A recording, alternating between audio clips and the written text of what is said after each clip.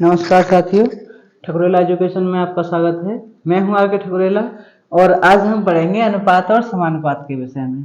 अनुपात और समानुपात बड़ा अच्छा ही टॉपिक है, क्वेश्चन बन ही जाता है एग्जाम में। कैसे पढ़ते हैं इसे जान लेते हैं। देखो, अनुपात और समानुपात का मतलब क्या है।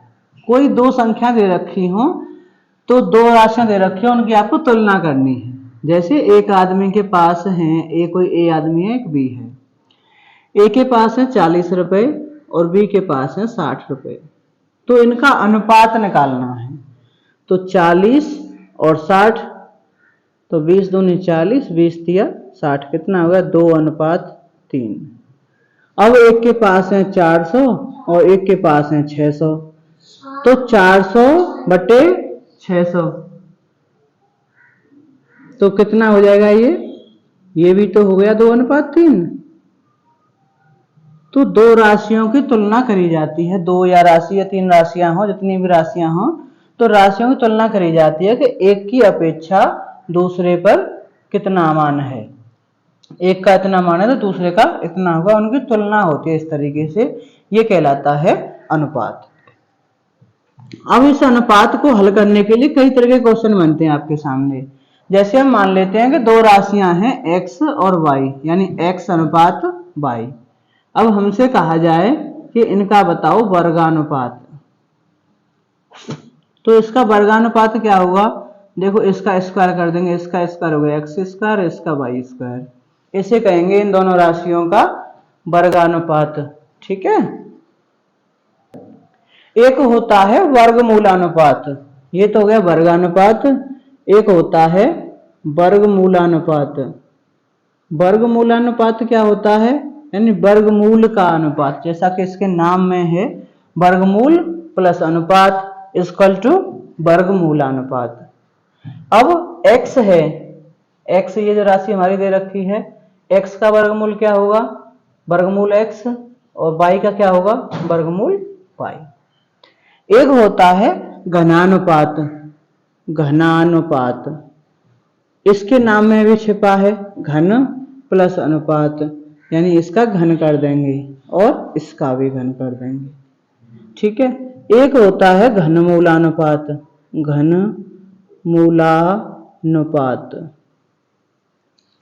घनमूलानुपात मतलब इसका घनमूल निकालना है, यानी थर्ड रूट। इसी का कर रहे हैं हम सबका। अब x है तो x का घनमूल होगा ये वाला, 3 लिखेंगे यहाँ पर, और इसका होगा y। इसे बोलते हैं थर्ड रूट, या हिंदी में कहें तो घनमूल। ठीक है। और एक और होता है इसका, इसे कहते हैं विलोमानुपात। विलोमानुपात। अब x और y संख्याएं, तो x का विलोम क्या होगा, 1/x, और y का विलोम होगा 1/y। इस तरीके से ये 5 तरीके के अनुपात आप बड़ी आसानी से ज्ञात कर सकते हैं बिना किसी दिक्कत के। मैं इन पर एक एक सवाल करके आपको बताता हूं। जैसे एक संख्या दे रखी है हमारी 4 और 9, हमसे कहा जाए कि इसका बताओ वर्गानुपात, तो क्या हो जाएगा, 4 का वर्ग हो गया 16 और 9 का वर्ग हो गया 36। तो 4 और 9 का वर्गानुपात हो गया 16/36। और हमसे कहा जाए कि इसका बताओ भाई वर्गमूलानुपात, तो 4 का वर्गमूल 2 और 9 का वर्गमूल 3, ये हो गया इसका वर्गमूलानुपात। ठीक है। अब कोई संख्या दे दी, मान लो हमें कोई और दे रखी है, जैसे 2 और 3 दे दी। हमसे कहा जाए कि इसका बताओ घनानुपात। घनानुपात क्या होगा, 2 का घन कितना होता है 8, 2 दूनी 4 दूनी 8, क्योंकि 2 की घात 3 करना है। 2 गुणा 2 गुणा 2 कितना हो गया ये 8। ऐसे 3 की घात 3, 3 तिया 9 तिया 27। ठीक है। तो 2 और 3 का घनानुपात कितना हो गया 8:27। अब हमसे कहा जाए कि 8:27 का घनमूलानुपात बताओ, यानी घनमूलों का अनुपात। तो 8 का घनमूल कितना होता है 2, और 27 का वर्गमूल 3, तो इसका घनमूलानुपात हो गया 2:3। हमसे कहा जाए कि 2:3 दे रखा है, इसका विलोमानुपात बताओ, तो 1 का विलोम 1/2 और 3 का विलोम 1/3, इनका अनुपात, तो 1/2 अनुपात 1/3। इस तरीके से आप ज्ञात कर सकते हैं।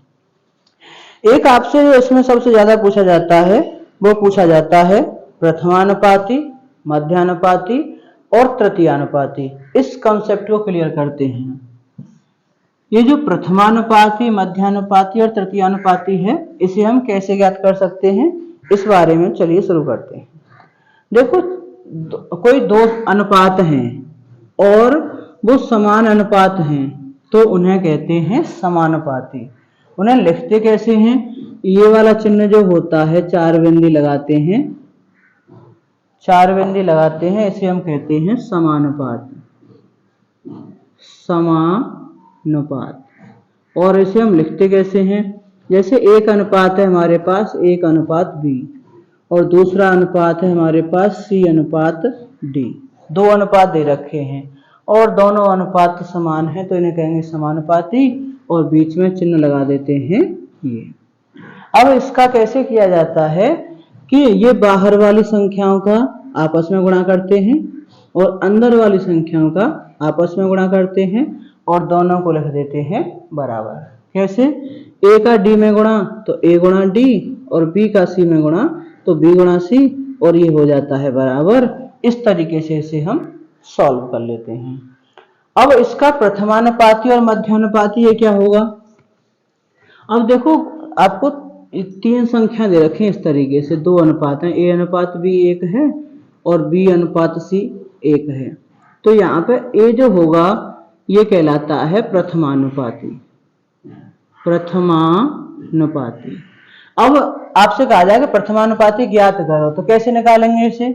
हमने अभी पढ़ा है कि इन दोनों का गुणा करते हैं ए गुणा सी और इन दोनों का गुणा करते हैं तो ये क्या हो जाएगा बी गुणा बी। तो ए बराबर क्या हो जाएगा बी स्क्वायर अपॉन सी। ठीक है, हमसे कहा जाएगा मध्यानुपाती ज्ञात करो, तो मध्यानुपाती कहेंगे यहाँ पे बी को, मध्यानुपाती कहलाएगा यहाँ पे बी। अब बी की वैल्यू कैसे निकालनी है यहाँ से कि देखो ये दोनों का गुणा करें तो बी गुणा बी बराबर ए गुणा सी। ये क्या हुआ बी स्क्वायर बराबर ए सी। तो बी बराबर क्या हो जाएगा, स्क्वायर को इधर लगाएंगे तो रूट लग जाएगा इधर, कितना हो जाएगा बी बराबर रूट ए सी। एक निकालना होता है तृतीयानुपाती, जो सबसे ज्यादा पूछा जाता है एग्जाम में, तृतीयानुपाती। तृतीयानुपाती है सी। अब सी की वैल्यू कैसे निकालेंगे यहाँ से, सी बराबर क्या हो जाएगा, देखो पहले लिख लेता हूं मैं यहाँ पे, आपकी समझ में तब आएगा। ए गुणा सी बराबर बी गुणा बी। अब सी बराबर निकालना है, आपको जिसकी वैल्यू निकालनी हो उसे अपने लेफ्ट हैंड साइड में रखो बराबर की, तो आसानी होती है करने में। वैल्यू ये दोनों इधर ऐसे बी को इधर लिखते हैं सी को इधर लिखते हैं तो कोई अंतर नहीं आएगा, यानी इस वाली साइड को पूरी को उठा के इधर ले आओ, इस पूरी को उठा के इधर ले आओ तो कोई फर्क नहीं पड़ेगा। एक एलिमेंट को चेंज करेंगे तो वैल्यू बदल जाएगी, पूरी की पूरी साइड को हम इधर से इधर कर दें तो कोई भी मान में फर्क नहीं पड़ता।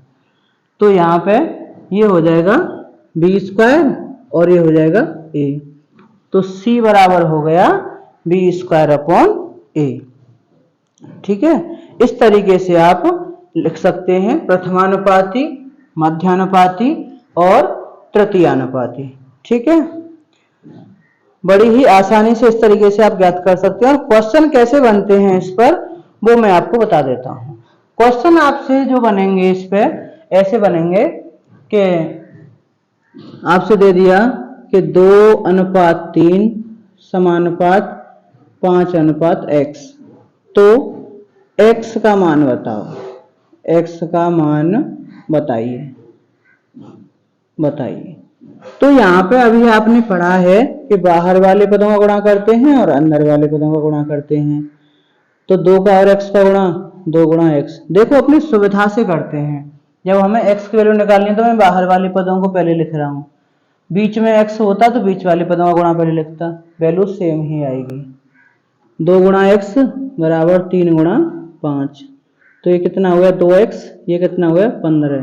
तो x बराबर क्या लिख सकते हैं 15/2। 2 का भाग लगाया 15 में, कितनी बार गया 7.5 बार, 7.5, तो x बराबर आ गया 7.5। यही हो गया हमारा आंसर।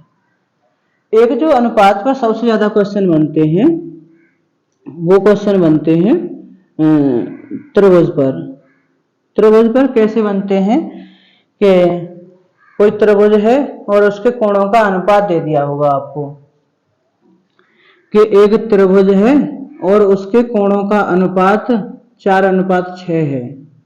त्रिभुज के कोण किस अनुपात में है? 4:6 के अनुपात में है। अब आपसे कहा जाएगा कि सबसे बड़ा या सबसे छोटा कोण बताओ। सबसे छोटा मान लीजिए हमसे पूछा गया सबसे छोटा कोण बताओ। आपसे ये भी पूछा जा सकता है कि तीनों कोणों की माप बताइए। तो हमने ये बात जान ली है अभी शुरुआत में जो अनुपात शुरू किया था कि कोई राशि अनुपात में दे रखी हो तो उनके साथ हम किसी चर का गुणा करके उनकी वैल्यू मान लेते हैं। अब यहाँ पे 4 दे रखा है तो एक मान लिया 4x, एक मान लिया 5x और एक मान लिया 6x। अब इन तीनों का जोड़ कर देंगे। क्यों करेंगे? क्योंकि हमें त्रिभुज के पता है 3 कोण होते हैं और जोड़ कितना होता है? 180।